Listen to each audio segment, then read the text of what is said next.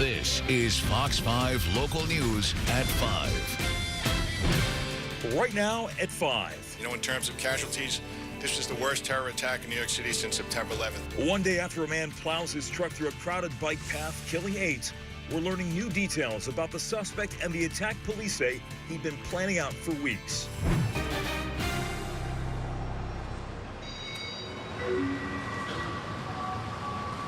It was a moment of silence there at the New York Stock Exchange this morning.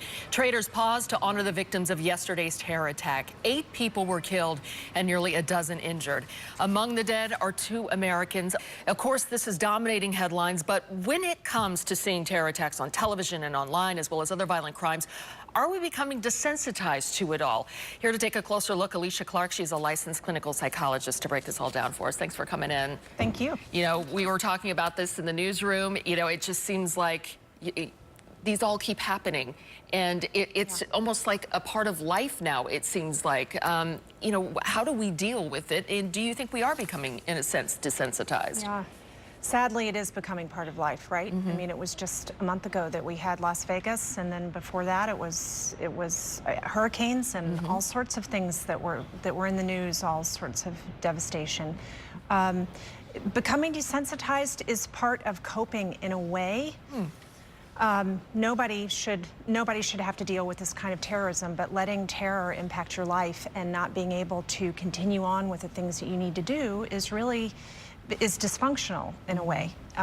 We have only so much bandwidth. So it's not that we're desensitized so much as it's hard to take in more and more and more. It's a threshold issue. So it's really kind of a balance between the two, as we were talking before. Yeah. You know, we even need a little bit of, you know, in some ways, anxiety in our lives, talking about other issues, but we also need to have a balance. Explain how we cope with those two things. Right, so we all need a little anxiety, a little stress. We function best with a moderate amount. Too much is too much, and our functioning falls off. Not enough, and we're also not functioning well. So we, you know, even if it's uncomfortable, we function best with a little vigilance, a little stress, a little anxiety sometimes.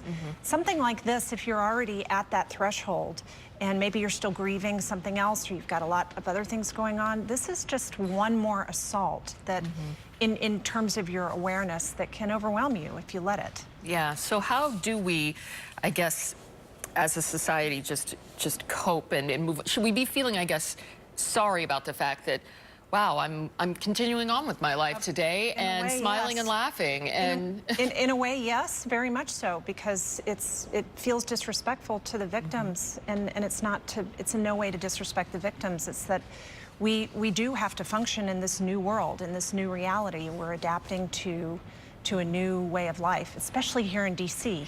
And that was the thing I wanted to ask you. You know, we, of course, back on, 9/11, we were victims of the terrorist attack. And, you know, we haven't been as much. We've seen some incidents, obviously, that some people would call terror or mass shootings. We have had those problems in our area.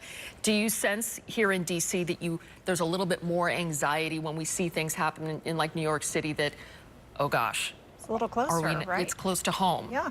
Could this happen here, is what everybody asks. I think so. I found comfort listening to the news yesterday, hearing that security was going to be stepped up all through the region and that it wasn't going to be obvious security, but it was going to be stepped up security. That comforted me. All over the news is also, you got to be vigilant, you got to notice things that are unusual. Yes, of course, all those things. Those are the things that are in our control. We can't control somebody, you know, doing something crazy, but we can control how we live our lives and finding that moderate amount of anxiety and stress and adapting so that we don't let this control us. All right, good balance there. All right, licensed psychologist, or clinical psychologist, Alicia Clark, thanks for coming in. We appreciate it. Thanks.